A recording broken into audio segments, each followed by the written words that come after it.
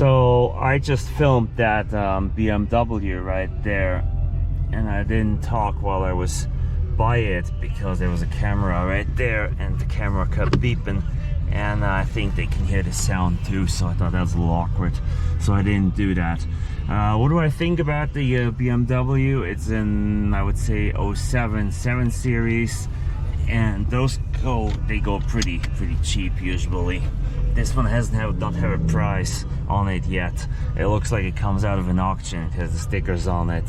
It has plenty of dings, and the when you look at the front, all the paint chips and the scratches and how faded the lights are, everything just doesn't look good. It tells you that this BMW has a story. I mean, probably didn't get taken care of very much, or maybe I don't know why it was in an auction.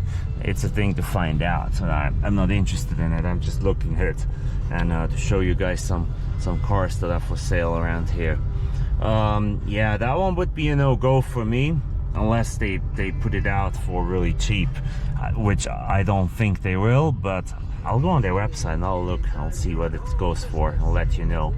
Alright guys, I hope you enjoyed this BMW short video, and I'll see you next time.